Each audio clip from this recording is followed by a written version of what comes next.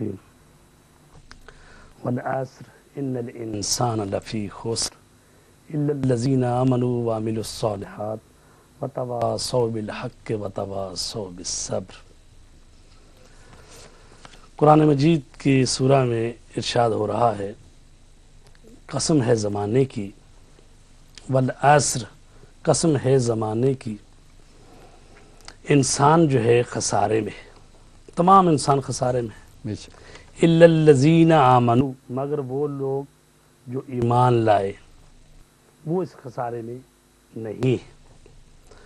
اور ان کی صفات کیا بیان کی گئی ہے؟ آمنوا وعملوا الصالحات، وہ ایمان بھی رکھتے ہیں، عمل صالح بھی کرتے ہیں، اور ایک دوسرے کو حق بات کی وصیت بھی کرتے ہیں۔ تو ایمان جو ہے وہ انسان کی زندگی میں نہایت ضروری ہے۔ ایمان جو ہے اللہ تبارک تعالیٰ پر، اس کے رسول پر، اس کی بھیجی ہوئی کتابوں پر، اس کے ملائکہ پر، انبیاء پر ایمان رکھنا یہ مسلمان کا اولین فرض ہے۔ تو ایمان جو ہے یہ ایک ایسی حقیقت کا نام ہے جو ایک ہی درجے پر نہیں ہے بلکہ اس کے درجات ہیں۔ ماشاءاللہ۔ جو انسان علم پیدا کرتا جاتا ہے خدا کی معرفت کے متعلق، خدا کی معرفت زیادہ حاصل کرتا ہے، رسول کی معرفت، اور اسی طرح قرآن کا مطالعہ زیادہ کرتا ہے، تو جو علم دین کے متعلق زیادہ پیدا کرتا جاتا ہے تو اس کے ایمان میں اور اضافہ ہوتا جاتا ہے۔ خود قرآن مجید میں اللہ تبارک تعالیٰ کا ارشاد ہے، یا ایھا الذین آمنوا آمنو، اے ایمان لانے والو ایمان لے آؤ۔ بس مخاطب بھی اللہ تبارک تعالیٰ انہی سے ہے جو پہلے ایمان لا چکے، ماشاءاللہ، انہی سے کہہ رہا ہے یا ایھا الذین آمنو آمنو، اے ایمان لانے والو ایمان لے آؤ۔ بس اس کا مطلب یہ ہوا کہ شہادتین پڑھنا، خدا کی وحدانیت کی گواہی دینا، رسول کی رسالت کی گواہی دینا، یہ ابتدائی قدم ہے۔ تو لہٰذا یہیں پر بات ختم نہیں ہوتی بلکہ ایک مسلسل عمل ہے یہ، جو انسان اللہ تبارک تعالیٰ کی اطاعت و فرمانبرداری میں اور بڑھتا جاتا ہے، آگے علم پیدا کرتا جاتا ہے تو اس کے ایمان میں اضافہ ہوتا جاتا ہے، اس کے درجات میں اضافہ ہو جاتا ہے، درجات میں اضافہ ہوتا ہے۔ اور ہم سورہ حجرات میں پڑھتے ہیں جہاں پر کچھ لوگ آئے رسول پاک صلی اللہ علیہ وسلم سے، انہوں نے کہا کہ ہم تو ایمان لے آئے ہیں، تو قرآن وہاں کہتا ہے کہ ان سے کہہ دو کہ ابھی تو ایمان نہیں لائے، ابھی تو ایمان تمہارے دلوں میں اترا ہی نہیں ہے، یہ کہو کہ ہم اسلام لائے ہیں۔ پس اسلام اس معنی میں، تسلیم کے معنی میں، کہ ابھی تم اسلام کے سامنے تسلیم ہوئے ہو، ابھی ایمان جو ہے وہ ابھی تمہارے دلوں کے اندر آیا نہیں ہے۔ تو ایمان ایک کیفیت کا نام ہے، اگر انسان میں وہ کیفیت پیدا ہو جائے اس کو ایمان کہتے ہیں۔ اسلام کا مطلب یہ ہے کہ بعض لوگوں نے رسول پاک صلی اللہ علیہ وسلم نے جب مثلا فتح مکہ کیا تو اس وقت کچھ لوگ جو تھے وہ مسلمان ہو گئے، تو رسول پاک صلی اللہ علیہ وسلم نے فرمایا آج جو بھی اپنا دروازہ بند کر لے یا لشکر اسلام کے سامنے نہ آئے اس سب کو معافی دی جاتی ہے، یا خانہ کعبہ کے اندر آ جائے یا بعض لوگوں کا نام لیا ان کے گھروں میں چلا جائے۔ تو ظاہر ہے کہ یہ اتنی بڑی تبدیلی جو ہے لوگوں میں جو اچانک آئی تو وہ اسلام لائے۔ ایمان جو ہے وہ انسان جب غور و فکر کرتا ہے اس پیغام پر، جب اس کو دل سے قبول کر لیتا ہے، سچے دل سے قبول کر لیتا ہے، تو پھر اس پر کہتا ہے کہ ہاں میں نے اس کو مان لیا ہے، اس کو ایمان کہتے ہیں۔ اور مولانا صاحب آپ یہ فرمائیں گے کہ یقین کا کیا معنی ہے؟ یقین کسے کہتے ہیں؟ یقین جو اور ہے ایمان کے ساتھ یقین کا کیا تعلق ہے؟ دیکھیں ایمان انسان کا جو زیادہ ہوتا جاتا ہے تو یقین بھی اس میں اضافہ ہو جاتا ہے۔ تو اگر ایمان قوی نہیں ہے تو تو پھر یقین بھی اسی اعتبار سے کبھی نہیں ہے. لیکن اگر ایمان مضبوط ہے تو پھر انسان جو ہے وہ اس مرحلے پر پہنچ جاتا ہے کہ جہاں پر نفس مطمئنہ کا مالک بن جاتا ہے. وہ یقین کے مرحلے میں پہنچ جاتا ہے. جب یقین کے مرحلے میں پہنچ جاتا ہے تو پھر اس کو پھر کوئی بھی دنیا کی چیز اس کو اللہ پر ایمان اور اس کے رسول پر ایمان اور اس چیزوں سے ہٹا نہیں سکتی، چونکہ وہ یقین کے مرحلے میں پہنچ گیا ہے. شیطان کی رسائی اس تک نہیں پہنچ سکتی. جی، تو ہم دیکھتے ہیں کہ حضرت علی علیہ السلام فرماتے ہیں کہ لو کشف الغطاء لمزددت یقینا، اگر یہ سارے پردے ہٹا بھی دیے جائیں تو علی کے یقین میں اضافہ ہونے والا نہیں ہے. یعنی وہ آخری مرحلے تک پہنچے ہوئے تھے یقین کی منزل پر. تو جو انسان کا یقین بڑھتا ہے تو پھر یہ ہے کہ وہ جب یقین کی منزل پر ہے، جیسے دیکھتے ہیں ہم کہ انسان کو یقین ہے کہ آگ جل رہی ہے تو یقین رکھتا ہے کہ یہ جلا دیتی ہے. تو اب کوئی بھی عقل مند انسان جو ہے اس میں ہاتھ نہیں ڈالتا، اس کو پتہ ہے کہ آگ جل رہی ہے اور اس کا کام ہے جلانا. اب جو بھی اس میں ہاتھ ڈالے گا اس کا ہاتھ جل جائے گا. یقین کے مرحلے پر ہے، کبھی بھی عقل مند انسان اپنا ہاتھ جو آگ میں نہیں ڈالے گا. اسی طرح ایک ڈاکٹر جو ہے وہ اس کے سامنے ایک گلاس پانی کا پڑا ہے جس میں جراثیم اور طرح طرح کے میکروب اس میں جمع ہیں. چونکہ وہ جانتا ہے کہ یہ انسان کی صحت کے لیے نقصان دہ ہیں تو وہ جانتا ہے، علم رکھتا ہے، لہٰذا اس کو پیے گا نہیں. لیکن ایک دوسرا آدمی جس کو اتنی تمیز نہیں ہے وہ کہتا مجھے پیاس لگی ہے، مجھے تو پانی چاہیے، وہ جلدی جلدی اس کو پی جائے گا کیونکہ اس کی وہ حقیقت کا علم نہیں ہے. بس جو علم بڑھتا ہے تو یقین آتا ہے. جیسے آپ نے فرمایا کہ یقین کیا ہے، تو یہ علم پہلے مرحلے پر علم ہے پھر یقین ہے. لیکن اگر کسی کے پاس علم ہی نہیں ہے اتنا، اس کا یقین کہاں سے اس کا پھر یقین کیسے آئے گا؟ چونکہ پہلے علم ہے، ایمان ہے، علم ہے، پھر یقین آتا ہے. اس کا مطلب یہ ہے کہ اس دور میں جو ہم مصیبت و مشکلات میں مبتلا ہیں، یہ علم کی کمی کی وجہ سے یا کہ ہمارے بتانے والے علماء حضرات یا جو ہمارے لیڈر ہیں، یہ ان کی کمی کی وجہ سے ہے یا کہ علم کی کمی کی وجہ سے ہے؟ بڑا اچھا سوال ہے یہ. دیکھیں، علم بذات خود تنہا جو ہے وہ حجاب اکبر بن جاتا ہے. جب تک انسان تزکیہ نفس نہ کرے تو یہی علم جو ہے غرور لے کر آ جاتا ہے. یہی علم جو ہے انسان کو بھڑکا دیتا ہے. دیکھیں، خود شیطان جو ہے اس کے پاس کتنا علم ہے، وہ ہر نبی کی شریعت کو سمجھتا ہے، تبھی تو اس نبی کی شریعت کے ماننے والوں کو گمراہ کرتا ہے.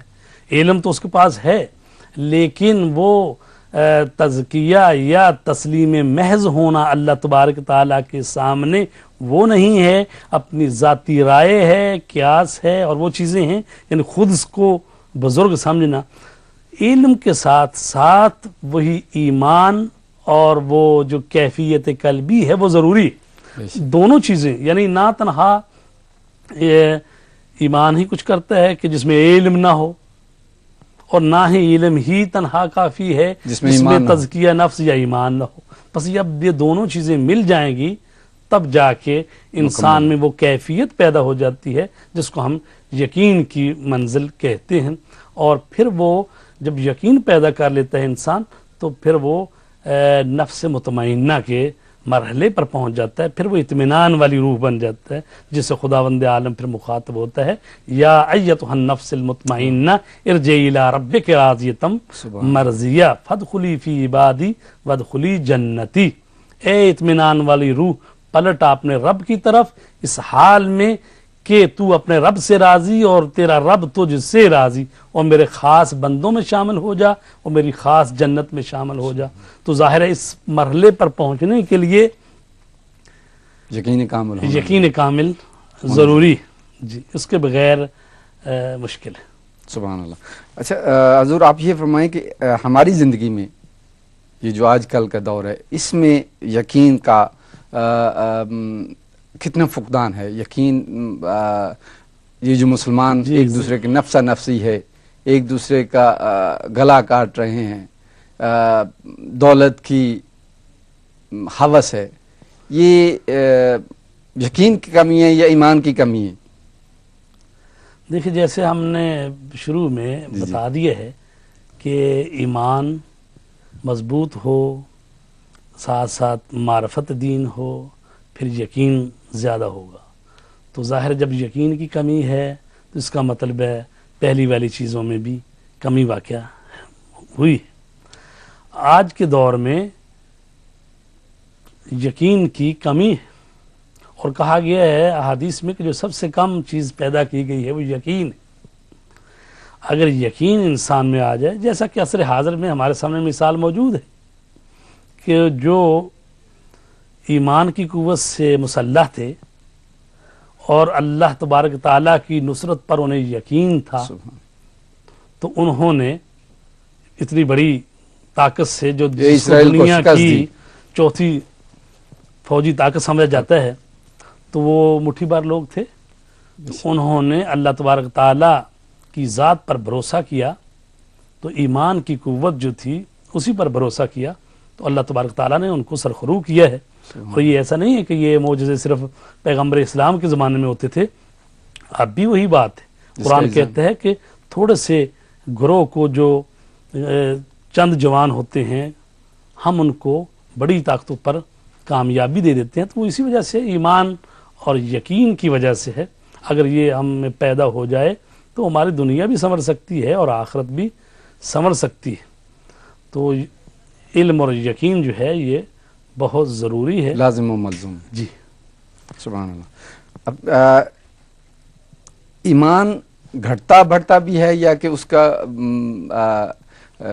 درجات میں اضافہ بھی ہوتا ہے؟ یہ آپ جی اگرچہ میں نے عرض کیا تھا قرآن مجید کی وہی جو آیت یہ کہہ رہی ہے یا ایھا الذین آمنوا آمنو، اے ایمان لانے والو ایمان لے آؤ. تو اس کا مطلب یہ ہے کہ ابھی تک جتنا تم آپ ایمان لے آئے ہو اس سے آگے بڑھو، یعنی اور منزلیں. چنانچہ ہم روایت میں پڑھتے ہیں یہ کہ رسول کریم صلی اللہ علیہ وسلم نے حضرت ابو ذر غفاری کے متعلق فرمایا ہے کہ اس جیسا کوئی شخص سچا نہیں ہے کہ جس کا زمین نے بوجھ اٹھایا ہو اور آسمان نے سایہ کیا ہو. مولانا صاحب ایک کال ہے ہمارے ساتھ موجود. ہلو، السلام علیکم. السلام علیکم، امانت بات کر رہا ہوں. وعلیکم السلام. میں بڑا اچھا پروگرام تھوڑا چل رہا ہے. مولانا صاحب دی بڑی مدلل گفتگو ہے، بڑی امپریسو. اور شکریہ جی. اور بہت بہت مطلب ہے کہ شکریہ تواڈے اس پروگرام نو اس طرح چلان دا. میں ایک سوال تھوڑا جہا کرنا ہے. جی جی. سوال سمجھ لو یا ایک تھوڑا جہا میرے علم وچ اضافہ ہو جائے. مولا صاحب نو فرماؤ کہ یقین دی ڈفرنٹ منازل نے جڑیاں درجات نے، جس طرح کہ عین الیقین یا حق الیقین یا اس طرح دی جڑی ہیں نے، انہاں دے بارے وچ کچھ روشنی پا دیں تو بڑی مہربانی ہوے گی. مہربانی جی، بہت بہت شکریہ جناب. جی سوال کو دہرا دیں ذرا پلیز. کہ جس طرح یقین دے بھی درجات نے، جیسے حق الیقین ایک مثال ہے، اس سے تسی کو روشنی پاؤ گے. جی دیکھیں جی، یقین کے 3 مرحلے کیے گئے. جی جی. علم الیقین، عین الیقین، حق الیقین. سبحان اللہ. جیسے مثال کے ذریعے میں سمجھاتا ہوں، جیسے کہیں آگ روشن ہے، اس کا دھواں نکل رہا ہے، دور سے کسی نے دیکھا دھوئیں کو تو اب وہ سمجھا کہ آگ روشن ہے، بس اس کو علم پیدا ہو گیا، یہ علم الیقین ہے. اب وہ آیا اور اس نے آگ کو سامنے اپنی آنکھوں سے مشاہدہ کر لیا، تو یہ عین الیقین ہے. سبحان اللہ. ایک دفعہ اس سے آگے منزل وہ یہ ہے کہ انسان اس آگ میں وارد ہو گیا، اس کو قریب سے مس کر لیا، اس کو محسوس کیا، یہ حق الیقین ہے. تو یہ علم الیقین، عین الیقین، حق الیقین، یہ درجے ہیں. تو اکثر لوگوں کے تو یہ پہلے والا ہی مرحلہ ہے علم الیقین، اور وہ جو ہستیاں نفس مطمئنہ ہیں وہ حق الیقین کے درجے پر ہوتی ہیں کہ جو اپنے رب کا دیدار کرتی ہیں، اور جیسا کہ امیر المومنین سے پوچھا گیا آپ نے اپنے رب کو دیکھا، تو آپ نے فرمایا میں کیسے ایسے رب کی بات کر سکتا ہوں جس کو میں نے نہ دیکھا ہو، تو پھر فوراً کہا کہ وہ ان آنکھوں سے دکھائی نہیں دیتا، وہ دل کی آنکھوں سے اللہ تبارک تعالیٰ دکھائی دیتا ہے، تو وہ حق الیقین کی منزل، جی بس یقین کے بھی مراحل ہیں ماشاءاللہ۔ تو میں جو پہلی بات کر رہا تھا جی جی کہ حضرت ابو ذر غفاری کے متعلق جو فرمایا رسول پاک نے، تو ان کے متعلق ہے روایات میں کہ وہ ایمان کے 10ویں درجے پر فائز ہیں، 9ویں درجے پر فائز ہیں، اور سلمان فارسی جو ہیں ایمان کے 10ویں درجے پر، وہ 9ویں درجے پر، حضرت مقداد جو ہیں وہ 8ویں درجے پر فائز ہیں۔ بس اس کا مطلب یہ ہوا کہ ایمان کے درجات ہیں، ہر ایک کا ایمان جو ہے وہ دوسرے کے ایمان کے برابر نہیں ہے، بلکہ جتنا کسی کی معرفت ہوتی ہے، علم ہوتا ہے، یقین ہوتا ہے، تو آپ کہہ سکتے ہیں کہ اسی درجے پر اس کا ایمان ہوتا ہے۔ جی ماشاءاللہ۔ اچھا، یہ آج کل کے دور میں اب ہم ہر کوئی کہتا ہے تبلیغیں ہو رہی ہیں ہر چینلز پہ، ہر ٹی وی، ریڈیو، ہر کوئی تبلیغ کر رہا ہے۔ ویسے بھی مشاہدے میں آیا ہے کہ جو عوام میں عام انسان ہے، ہر کوئی کہتا ہے کہ میں ٹھیک ہوں، میری بات ٹھیک ہے، لیکن پتہ ہوتے ہوئے ہر کوئی جانتا ہے کہ یہ غلط ہے اور یہ صحیح ہے، تو اس کو نہ ماننے کا سبب کیا ہے؟ دیکھیے، انسان جو ہے اللہ تبارک تعالیٰ نے اچھا انسان کے اندر ایک ضمیر رکھا ہے، جی جس کو وجدان بھی کہتے ہیں، ضمیر بھی کہتے ہیں، اندر کا انسان بھی کہتے ہیں۔ اس کے متعلق قرآن مجید میں ارشاد ہے فَأَلْهَمَهَا فُجُورَهَا وَتَقْوَاهَا، کہ ہم نے انسان کو، نفس کو اچھائی کی اور برائی کا الہام کیا ہے، تو پس انسان جانتا ہے کہ یہ چیز اچھی ہے، یہ بری ہے، تو یہ تو قرآن کہتا ہے وَنَفْسٍ وَمَا سَوَّاهَا فَأَلْهَمَهَا فُجُورَهَا وَتَقْوَاهَا، انسان کی جان کی قسم اور اس کی قسم جس نے اس کو بنایا ہے، پیدا کیا ہے، اور پھر اس نے اس کو الہام کیا ہے نیکی کا بھی اور برائی کا بھی۔